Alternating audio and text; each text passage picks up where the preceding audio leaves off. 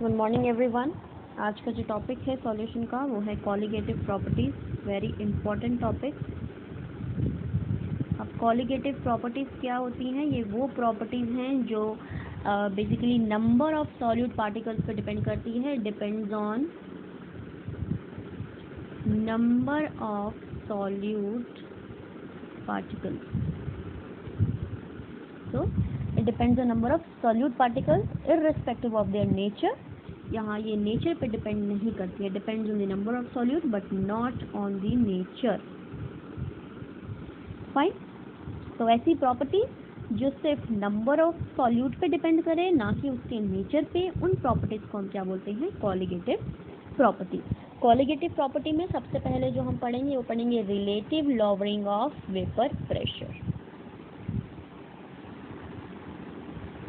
Relative lowering of vapour pressure means suppose अब आपने कोई एक सॉल्वेंट कंसिडर किया ए, तो जैसे ही उस ए सॉल्वेंट के अंदर आप कुछ सॉल्यूट डाल दें तो वो सॉल्यूट आपका नॉन वोलेटाइल है, बट जो आपका ए कंपोनेंट है वो वोलेटाइल है, उसका कुछ ना कुछ प्रेशर रहेगा। तो जैसे ही आप उसके अंदर कोई नॉन वोलेटाइल कंपोनेंट डाल देंगे तो वो एक तरीके का सॉलिड एंड लिक्विड सॉल्यूशन बन जाएगा। फाइन। तो जैसे ही आपने उस ए सॉल्वेंट के अंदर बी सॉल्यूट डाला, वो सॉल्यूट जो कि नॉन वोलेटाइल है, तो आपका ए का जो वेपर प्रेशर है वो डिक्रीज हो जाएगा। पहली वीडियोस में मैंने डिस्कस किया था कि ऐसा क्यों होता है कि वेपर प्रेशर डिक्रीज हो जाएगा, क्योंकि उसके सरफेस के ऊपर अब उस एक कंपोनेंट के मॉलिक्यूल्स के साथ साथ जो सॉल्यूट आपने डाला है सॉलिड का, उसके भी मॉलिक्यूल्स आ जाएंगे। तो सरफेस पे एक कंपोनेंट के नंबर ऑफ पार्टिकल्स की कमी हो जाएगी, जिसकी वजह से उसका वेपर प्रेशर जो है डिक्रीज कर जाएगा as compare to the pure state. तो ए का जो वेपर प्रेशर है in solution that will be the less as compare to the pressure of A in the pure state. तो आज हम वही relative lowering of vapour pressure पढ़ेंगे। उसी कंपोनेंट के वेपर प्रेशर में कितना लोअर आया, या उसका जो वेपर प्रेशर है जो डिक्रीज हो रहा है वो एक्चुअल में सॉल्यूट पे डिपेंड करता है या नहीं करता, ये चीज़ आज हम इस टॉपिक में डिस्कस करेंगे। फाइन। किस तरीके से ये कॉलिगेटिव प्रॉपर्टी है, किस तरीके से ये सॉल्यूट के नंबर ऑफ पार्टिकल्स पे डिपेंड कर रहा है, उसकी हम डेरिवेशन करेंगे। तो अब हम मान के चलते हैं, अगर हम कंपोनेंट सपोज हमारे पास कंपोनेंट ए है, तो ए कंपोनेंट के हिसाब से जो मेरा प्रेशर रहेगा ए का in a solution that will be equal to x1 p1 naught. For example इस ए के अंदर मैंने कुछ I have added some solute particles of B, so automatically it is obvious that the pressure of A in the solution will decrease. जो pressure है आपका ए का, partial pressure जो है ए का इन सॉल्यूशन में क्या हो जाएगा? डिक्रीज हो जाएगा। तो चेंज इन प्रेशर क्या होगा आपका उस केस में? Change in partial pressure of A that will be equal to pressure of A in the pure state minus pressure of A in solution state. अगर आप इस बिकॉज ये प्रेशर की वैल्यू ज़्यादा है क्योंकि ये प्योर स्टेट में है, इस प्रेशर की वैल्यू कम रहेगी एज कम्पेयर टू दी ए, क्योंकि ये सॉल्यूशन में है जिसमें सॉल्यूट एडेड हो गया है।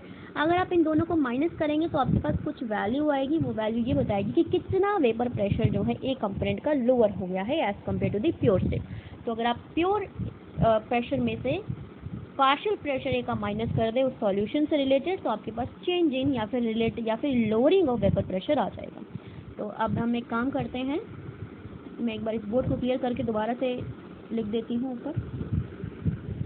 तो it means your delta P1 means change in pressure of A that is equals to pressure of A in pure state minus pressure of A in the solution. तो मैं इसको ऐसे लिख सकते हैं PA naught minus PA naught XA, because Raoult's law के according ये इसका फॉर्मूला है PA का, PA नॉट माइनस XA। तो जैसे ही आप यहाँ से PA नॉट कॉमन लेंगे तो 1 माइनस XA आएगा, that is equals to PA naught XB, that is the change in pressure of A. तो change in pressure of A आपका किस पर डिपेंड कर रहा है? मोल्स ऑफ बी पे और PA नोट पे। अभी ये लोअरिंग ऑफ वेपर प्रेशर है, ये रिलेटिव लोअरिंग नहीं बनी है। This expression is only the lowering of vapour pressure, but हमने यहाँ रिलेटिव लोअरिंग पढ़नी है।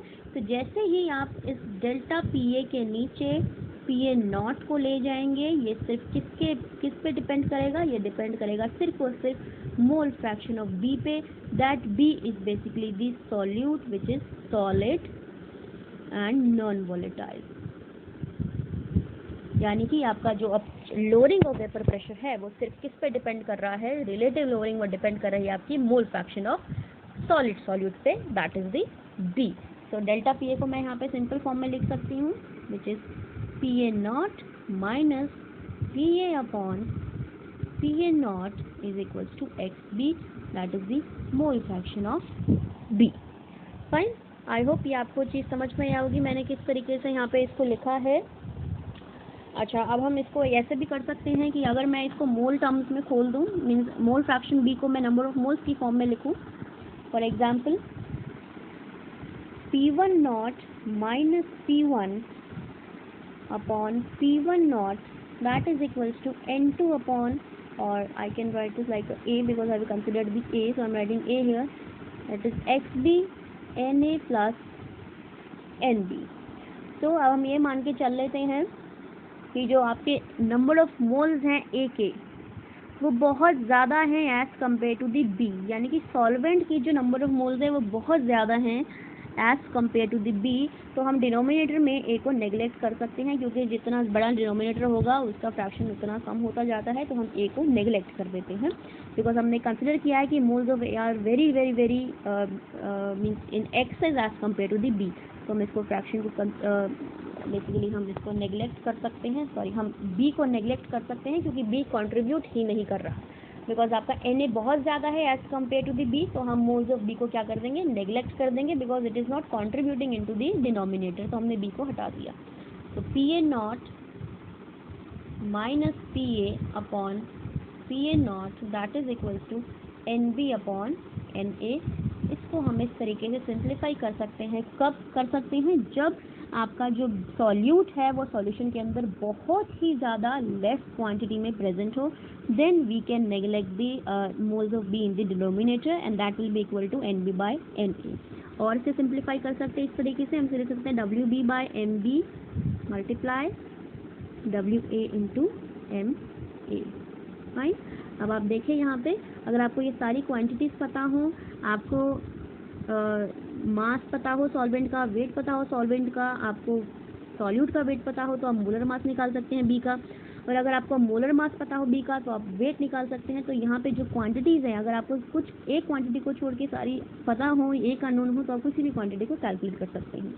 फाइन, तो आप यहाँ पे सॉल्यूट का मोलर मास भी कैलकुलेट कर सकते हैं, सॉल्यूट का वेट भी कैलकुलेट कर सकते हैं, यहाँ पे सॉल्वेंट का भी आप कैलकुलेट कर सकते हैं। So it is basically the colligative property. ये वो प्रॉपर्टी है जो डिपेंड करती है मोल फ्रैक्शन ऑफ सॉल्यूट पे। जितना ज़्यादा सॉल्यूट का मोल फ्रैक्शन होगा, उतनी ज़्यादा जो वेपर प्रेशर है उसमें लोअरिंग आएगी, या उतना ही कम आपका वेपर प्रेशर रहेगा। तो it is basically the colligative property. Next property हम नेक्स्ट वीडियो में डिस्कस करेंगे।